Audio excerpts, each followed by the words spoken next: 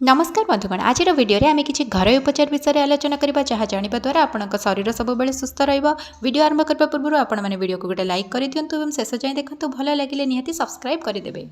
Number 1 मेथी दाना खाइले छाती जंत्रणा एवं कफ हेबा बीमारी मध्य दूर होई जाय थाए। नंबर 2 कंचा आंब नियमित खाइबा फଳରେ त्वचा रे उज्जवलता आसी थाए। नंबर 3 जदि नाकरे पोक पसी जाए तो आंगुठी साहाय्य रे गोलाप जल नै कि नाकरे पकई दियंतु पोक बाहरी आसिबो। नंबर 4 अमृतभंडा पत्र हेउची एक घरोई उपचार जहाँ आम शरीर रे प्लेटलेट वृद्धि पाई काम करिथाए। नंबर 5 सर्वदा आपणक पर्स रे एवं घरे डिस्प्रिन इकोस्प्रिन किंबा आस्प्रिन टेबलेट रखंतु। जदि हृदघात भली कोनोसी लक्षण थाए तेबे तुरंत रोगीर जीभ थळे गोटे टैबलेट रखि दियंतु। एहा जंत्रणा को ह्रास करिथाए। नंबर 6 दैनंदिन कार्य रे हेंगु खाई परिबे किंतु प्रतिदिन हेंगु पानी पीबा आम शरीर पाई अधिक लाभदायक होइथाए। तेणु आपण एहाको प्रतिदिन खाई परिबे। नंबर 7 नकारात्मक चिंताधारा एवं अभ्यास अत्यधिक खाद्य खाइबा को हेई पारे। अत्यधिक खाद्य खाइबा एही लक्षण रे शामिल होइथाए। नंबर 8 काजू आमर हजम प्रक्रिया को शक्तिशाली करिथाए। एथिरे एंटीऑक्सीडेंट थाए जहाँ हजम प्रक्रिया को मजबूत करने सहित ओजन को मध्य संतुलित रखिथाए। नंबर 9 दांत एवं माढ़ी को सुस्थ रखिबा पई काजू बादाम मध्य लाभदायक अटे। प्रतिदिन काजू बादाम खाइबा द्वारा दांत को मजबूत करिथाए। नंबर 10 भारतर अधिकांश महिला आयरन अभाव रे पीड़ित अछंती। सुखिला नड़िया रे आयरन भरपूर थाए।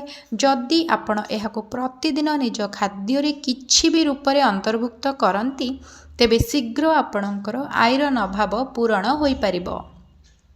नंबर 11 जदि आपणकर रोग प्रतिरोधक शक्ति दुर्बल तेबे खाद्य खाइबा परे आपणको सुखिला नड़िया खाइबा आवश्यक।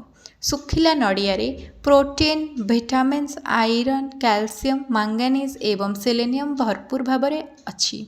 एहाको प्रतिदिन खाइबा द्वारा आपणकर रोग प्रतिरोधक शक्ति दृढ़ हेबो एवं आपण शीघ्र असुस्थ हेबे नाही। नंबर 12 सकाळु उठी 10टी निंब पत्र को खाली पेटरे खांतु। नियमित एपरी करिबा द्वारा विभिन्न प्रकारर शारीरिक और मानसिक असुस्थतारू मुक्ति पाई परिबे। नंबर 13 औषध खाई सारिबा परे अंगूर खाइले आपणकर मृत्यु होई पारे। तेणु औषध खाई सारिबा परे केबे भी अंगूर खांतु नाही। नंबर 14 राति रे सोइबा समय रे क्षीर सहित महू मिसई कि पी थांती सेमानक स्किन बहुत भल रही थाए। चेहरा रे कुंचन पड़ी न थाए।